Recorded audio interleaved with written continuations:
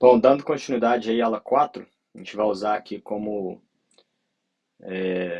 nosso meio de visualização a página que eu criei da disciplina aqui, conforme explicado na apresentação, até para incentivá-los e para a gente conhecer mesmo.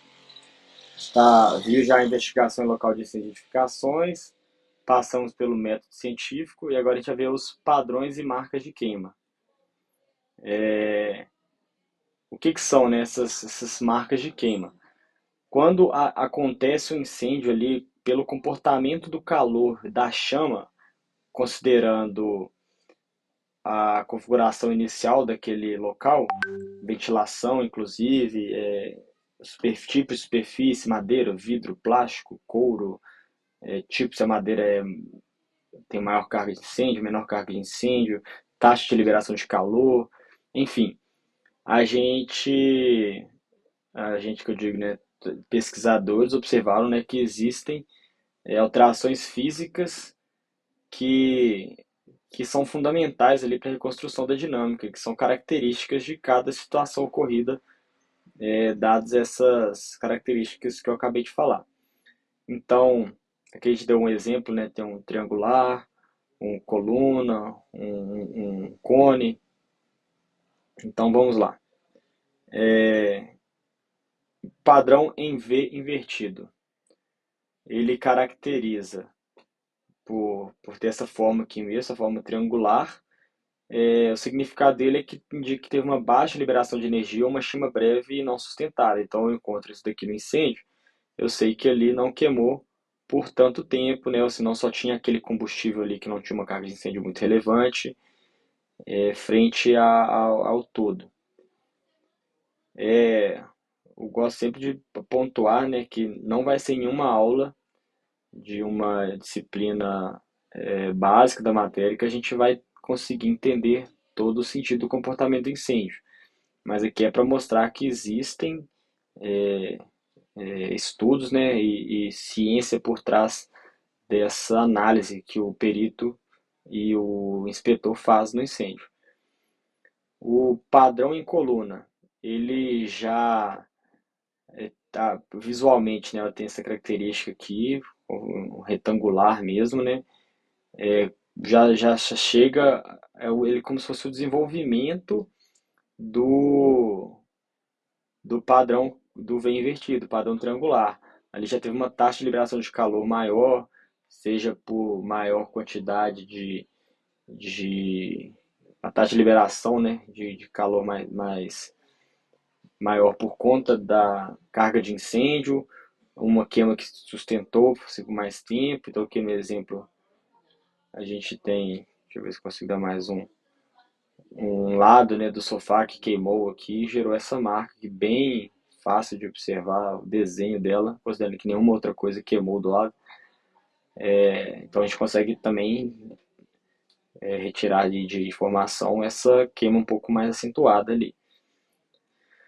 O padrão em V ou cone, ele já seria o passou pelo triangular, passou pelo coluna, intermediariamente, de forma intermediária a gente tem uma ampulheta, que não vai ser visto aqui, mas enfim, ele já demonstra que a chama, já teve chama ali que permaneceu por mais tempo, já gerou energia suficiente para ter a convecção e geralmente atinge o teto, né? Por isso que dá essa, como se fosse um padrão coluna que se estendeu por conta aqui do calor que se passou no teto e forma esse cone característico.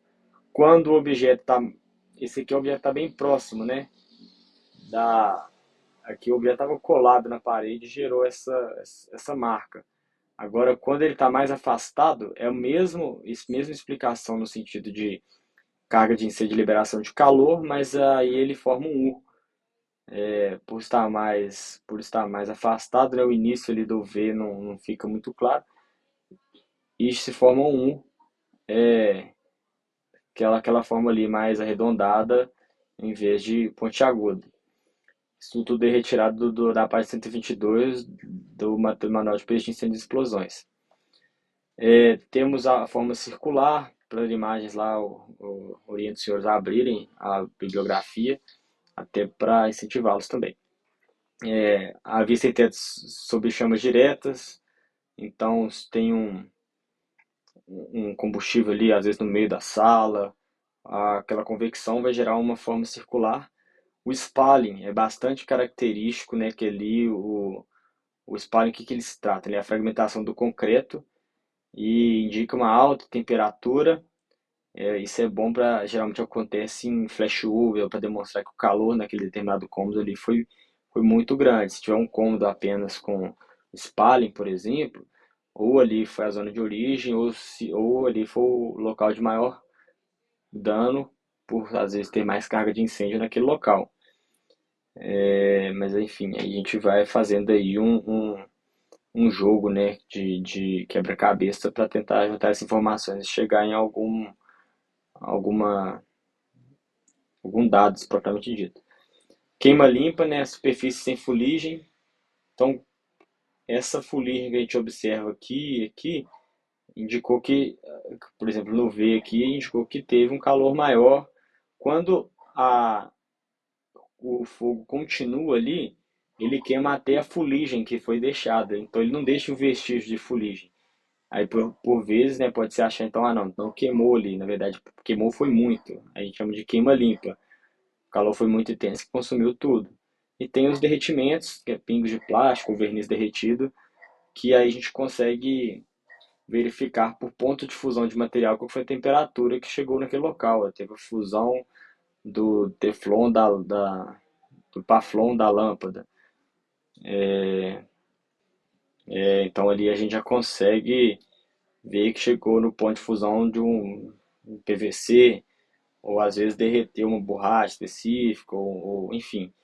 A gente vai com através do ponto de fusão daquele material, a gente consegue chegar que pelo menos até aquele valor de temperatura que o local chegou. Os fatores que influenciam os padrões de queima, né? A ventilação, o fogo ele sempre busca onde ele tem mais, ele consegue respirar. A gente fala assim, o fogo respira, né? Ele busca por oxigênio.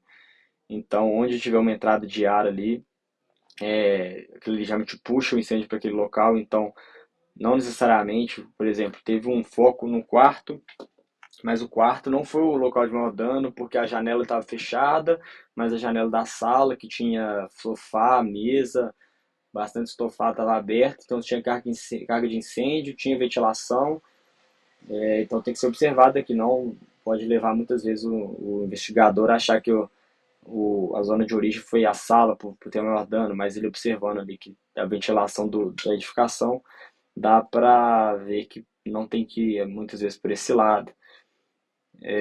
Se tiver muita ventilação também a propagação é mais acelerada em comparação com o local não ventilado. A queima simétrica, né, por esse motivo, esse exemplo, por exemplo, que eu acabei de dar. Um exemplo aqui que eu trouxe foi o contrário. No quarto que a janela estava aberta, o fogo iniciou perto da cortina, com fuligem concentrada do lado oposto a fluxo de ar, que é considerando ali que a ventilação puxou a chama, deslocando o centro de queima para longe do foco real. Outro fator que influencia o padrão de queima é o flashover. É um momento crítico, né, em que todos os materiais entram em combustão. Todo ele entra a temperatura de ignição por conta literalmente ali do flashover mesmo que ocorre, da generalização daquele incêndio. Isso gera padrões secundários, então geralmente é muito difícil fazer a perícia no local que teve flashover porque já está tudo embaralhado mesmo. Além do flashover, pode ter tido a própria atividade de combate, que hoje em dia ela ainda não está voltada também para a perícia, né? Obviamente ela tem o foco importante de fazer a, o combate ao incêndio, mas também tem que se pensar em tem que se pensar também em mexer o menos possível naquela cena, né? Não desconfigurar aquele local do incêndio mais do que o combate pede.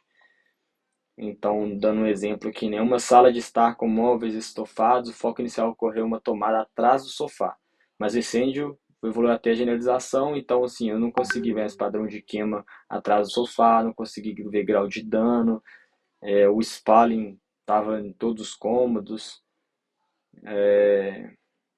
Nesse exemplo aqui, o spalling estava apenas na tomada, pode ser que estava em todos, se a edificação, seu apartamento, por exemplo, todo entrou em flashover. Essas aí então são as nossas marcas de queima. Eu deixei aqui um caso simulado mais para exercitar mesmo aí essa simulação de um possível caso, para quem quiser assentar aí o aprendizado que a gente viu na aula 4. Então, a fixação, né? A metodologia científica é indispensável para garantir a validade da investigação de incêndio. A atuação no local deve ser organizada, respeitando uma sequência de segurança, coleta e análise de dados. E a origem do incêndio pode ser determinada, possível ou determinada, dependendo da robustez das evidências. Então, essa foi a nossa aula 4. Teremos para a próxima aula, que é a 5, preservação de local de crime e cadeia de custódia, onde a gente vai ver ali os limites de atuação do bombeiro e os inícios da atuação da Polícia Civil.